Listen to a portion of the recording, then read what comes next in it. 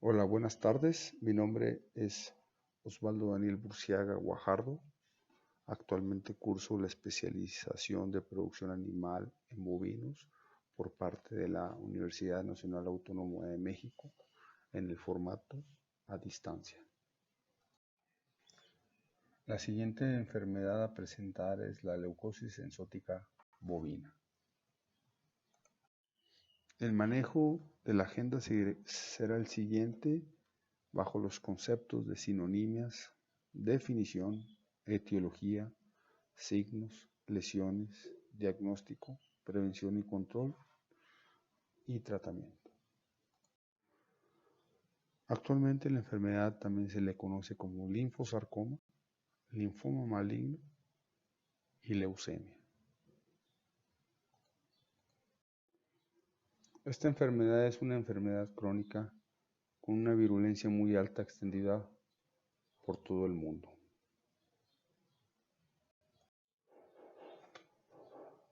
Existen 5 formas de contagio para esta enfermedad. La primera, conocida como contacto directo. La segunda, contacto indirecto por agujas o material quirúrgico infectado. La tercera, por insectos hematófagos. La cuarta, por transmisión transplacentaria. Y la quinta, calostro y leche que contengan la enfermedad y que sea suministrado a becerros o animales recién nacidos.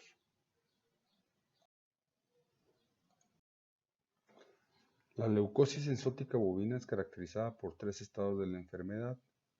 La primera se le conoce como asintomática, la segunda como linfocitos persistentes y la tercera es manifestada como un linfosarcoma, que es la propia o la única que presenta signos evidentes.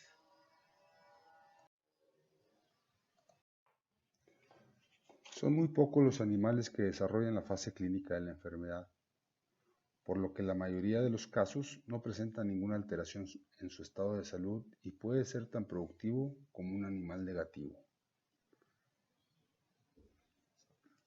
Una mayoría de los animales se vuelve persistente infectados con el virus, pero permanece clínicamente normal.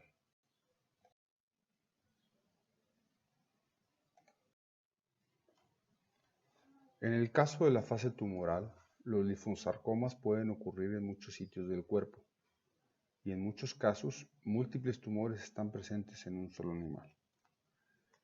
Los ganglios linfáticos superficiales aumentan de tamaño y son visibles o pueden palparse debajo de la piel.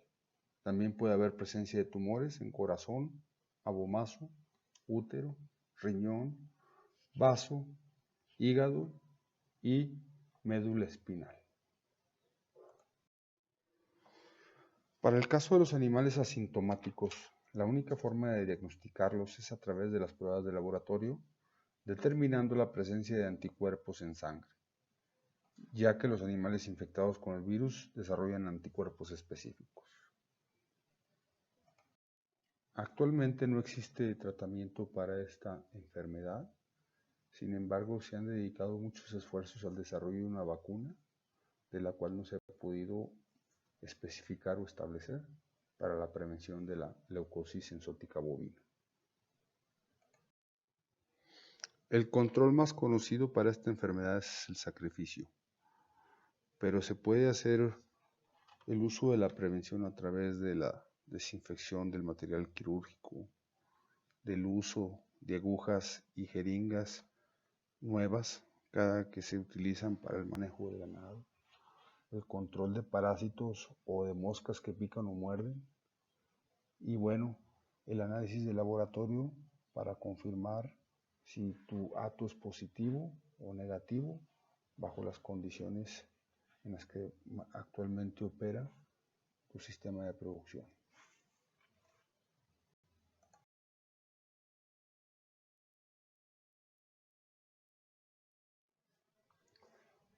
La siguiente presentación que haré es acerca del tema de la enfermedad de la tuberculosis bovina.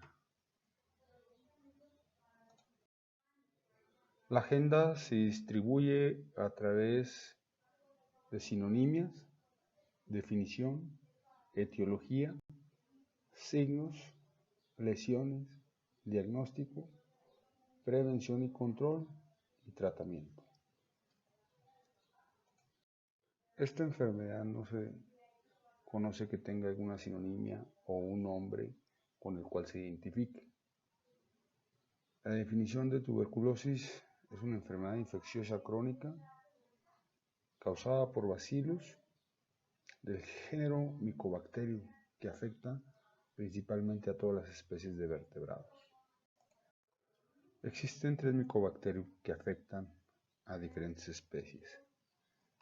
El Mycobacterium tuberculosis afecta directamente al hombre, el Mycobacterium bovis afecta al hombre y a los bovinos, y el Mycobacterium avium, del cual hay 30 especies de Mycobacterium, pero de las cuales la cepa 1 y cepa 2 afecta a las aves directamente a su producción.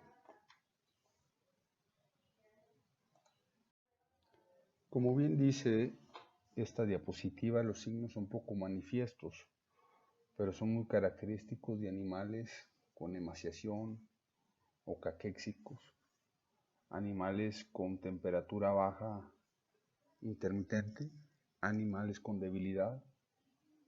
En algunos casos puede presentar tos seca, diarrea, entre otros.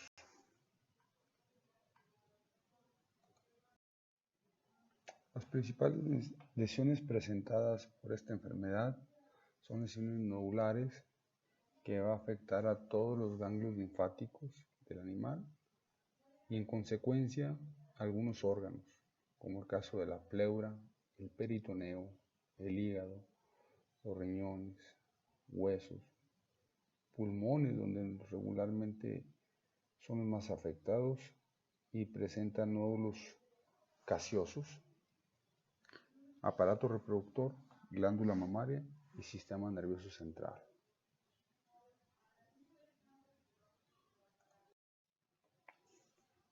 El diagnóstico más usado para el caso México es la detección mediante la prueba de aplicación de tuberculina y que regularmente se aplica en el plexo anocaudal, donde una vez aplicada esperaremos 72 horas para conocer la reacción.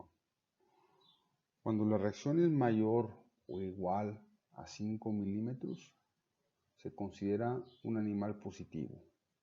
Cuando la reacción es mayor o igual a 3 milímetros, se considera sospechoso.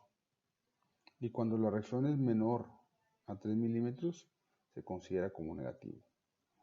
Para los casos positivos, se puede realizar una prueba doble comparativa, donde se aplica la tuberculina bovis y la tuberculina aviar para esperar el resultado. La forma de prevenir y controlar los casos de tuberculosis en hatos ganaderos es la prevención. Una vez que se compran animales para ingresar al hato, deben venir probados contra tuberculosis y comprobar que son negativos a ella. Y de igual manera, una vez que se tiene un control dentro de tu hato, debe efectuarse cada determinado tiempo para dar seguimiento a que no se vuelva un hato positivo para el caso del rancho que actualmente lleva un control.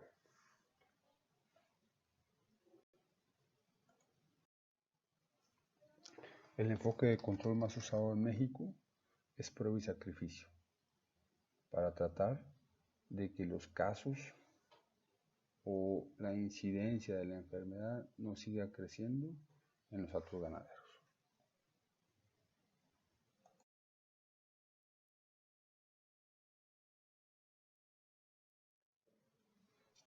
Componentes de la sangre. El porcentaje mayor de la composición de la sangre está constituida por agua, pero también cuenta con una porción sólida donde están el plasma, que incluye los glóbulos rojos, conocidos como eritrocitos, los glóbulos blancos, conocidos como leucocitos, y las plaquetas. La principal función de la sangre es la distribución del oxígeno, pero también ayuda a la distribución de los nutrientes esenciales, como las grasas, azúcares, minerales, vitaminas. Cumple una función que es sumamente importante, que es el transporte del dióxido de carbono a los pulmones y el transporte de los desechos a los riñones para ser eliminados del organismo. También incluye la circulación de las hormonas y el transporte de los componentes que combaten infecciones y otros que sirven para cesar sangrados. El plasma es el principal componente líquido de la sangre y dentro del plasma se encuentran los glóbulos rojos, los glóbulos blancos y las plaquetas.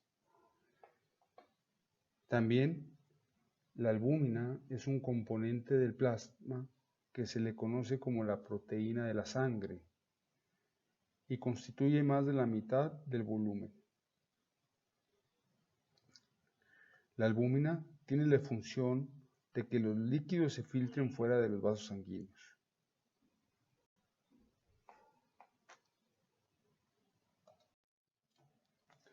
El principal componente de la sangre es la hemoglobina, que es la proteína que confiere el color rojo de la sangre.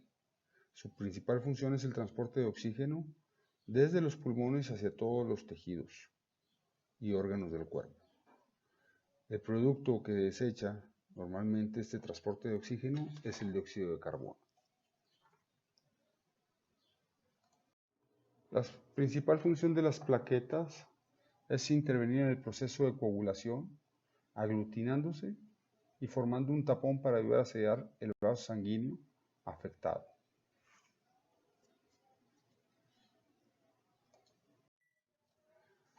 Interpretación de análisis de laboratorio, glóbulos rojos o eritrocitos. Messinger y colaboradores en 1992 describe que el estudio de la sangre no solo reviste importancia para el diagnóstico de trastornos de la misma, sino que en la mayoría de las enfermedades generales y orgánicas existen alteraciones que pueden resultar de interés diagnóstico y pronóstico.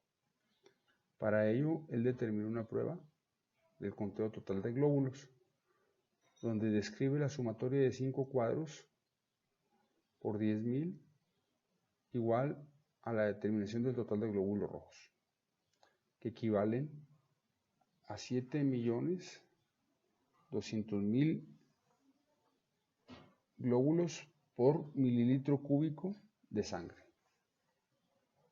Podemos observar que en medio hay un cuadro, ¿sí?, donde se encuentran 5 cuadros adicionales con 16 cuadrículas cada uno para la suma de 80 cuadrículas.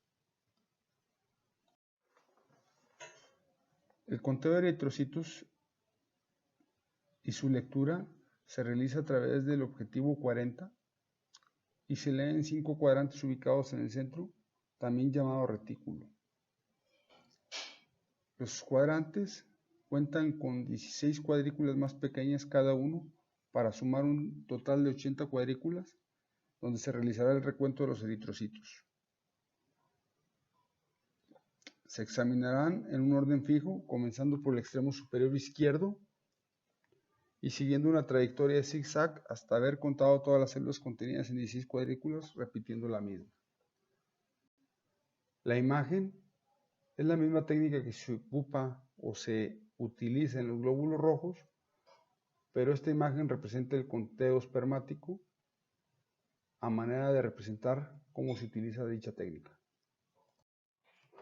Para tal caso, el cálculo del conteo de los eritrocitos, según Messinger y colaboradores en 1992, se utiliza el número promedio entre milímetro cúbico de sangre, aplicando la siguiente fórmula: F por D por S por A, que determina cada una de las cuadrículas establecidas. F es la cifra fundamental. El promedio de los eritrocitos en cada cuadrícula fundamental se calcula dividiendo el total de eritrocitos contados entre las 80 cuadrículas sobre las que se realizó el conteo para utilizar el promedio. D es el inverso de la dilución empleada. Como se trabajó en dilución de 1 en 200, multiplicaremos por 200. S es el inverso de la superficie de cada una de las cuadrículas fundamentales. En este caso, 25 entre 16 milímetros cuadrados, dando 400, que será con lo que se trabajará. Y A es el inverso de la altura existente entre el retículo de la cámara y el cubre, igual a dicha altura en unos 10 milímetros, dando 10, que será con lo que se trabajará. La fórmula final queda número de eritrocitos entre milímetro cúbico de sangre, igual n entre 80 por 200 por 400 por 10. Una vez obtenidos los valores del hematocrito, hemoglobina y recuento de eritrocitos, se pueden calcular los índices eritrocitarios mediante fórmulas matemáticas. Lo anterior ayuda a clasificar el tipo de anemia que se está presentando en sangre. Podemos determinarlo mediante tres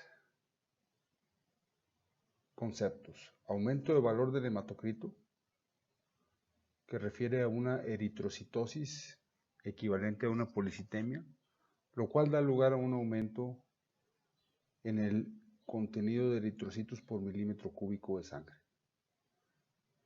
El segundo concepto es la disminución del valor del hematocrito y es referente al caso contrario del concepto 1 y es la presencia de anemias en sangre con un valor o una disminución de los glóbulos rojos o eritrocitos en sangre. El tercer concepto son los cambios macroscópicos en la coloración. Si tenemos un plasma ictérico, puede referir a lesiones hepáticas. Si tenemos un plasma hemoglobinéico, puede ser equivalente a un proceso hemolítico. Y tenemos un plasma lipémico, que refiere a la ingesta de alimentos previo a la toma de muestras y que habrá presencia de gránulos de grasa en sangre.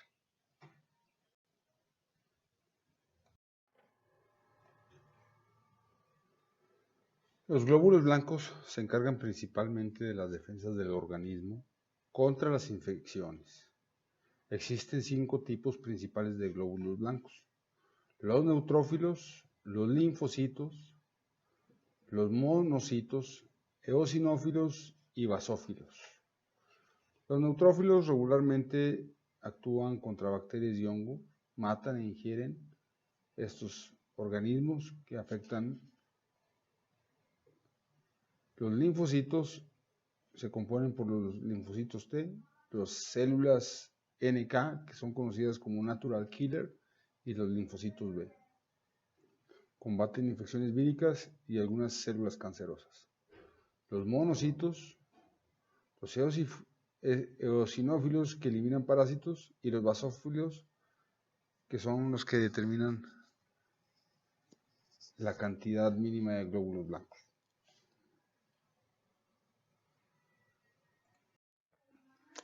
Para el conteo de leucocitos, la lectura se utiliza en un objetivo de 10. Se leen 4 cuadrantes que se hallan ubicados uno en cada esquina del retículo y estos a su vez están divididos en 16 cuadrículas con los que se realizará el recuento de leucocitos. Se examinan en un orden fijo, comenzando por el extremo superior izquierdo y siguiendo una trayectoria de zigzag hasta haber contado todas las células contenidas en las 16 cuadrículas. Para el cálculo del conteo de los leucocitos, según Messinger y colaboradores en 1992, se utilizan la misma dinámica o el mismo formato que se utiliza para el de los eritrocitos. Lo único que difiere es que cambian algunas constantes.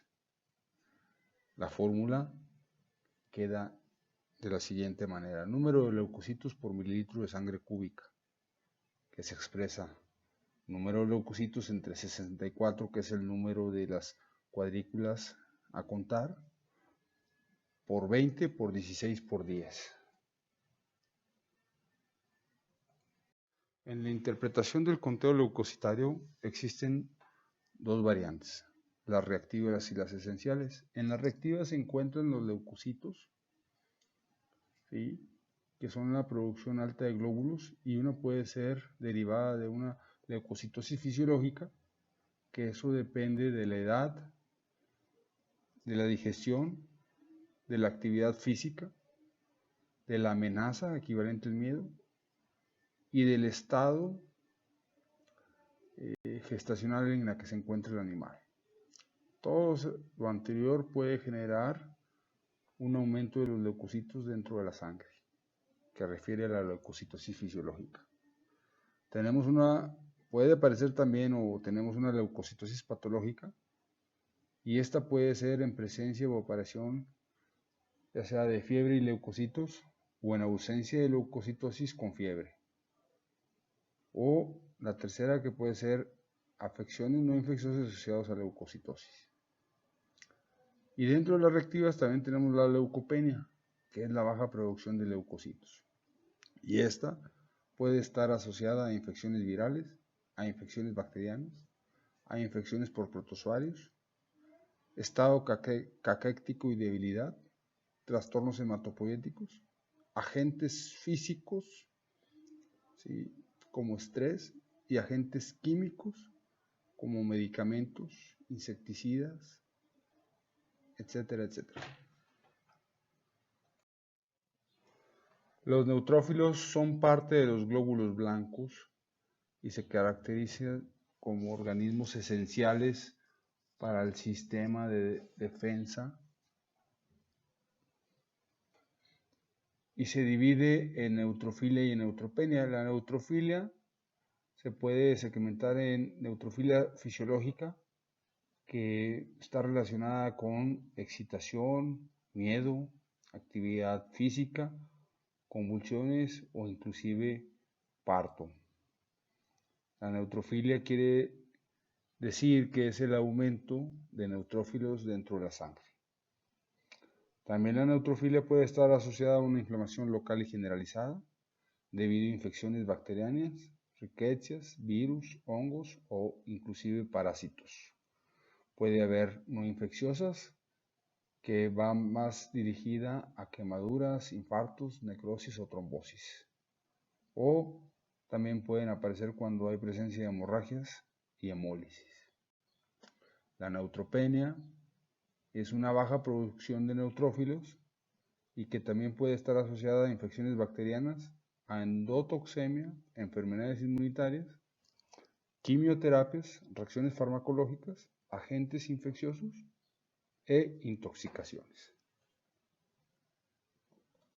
Los eosinófilos también son parte de los componentes de los glóbulos blancos, pues adheridos al sistema de defensa del organismo. Pertenecen a los grupos esenciales divididos en eosinofilia y eosinopenia. Eosinofilia refiere a la producción alta de eosinófilos y eosinopenia es el caso contrario, producción baja de eosinófilos. Eosinofilia puede atacar enfermedades parasitarias, tanto ectoparásitos y endoparásitos.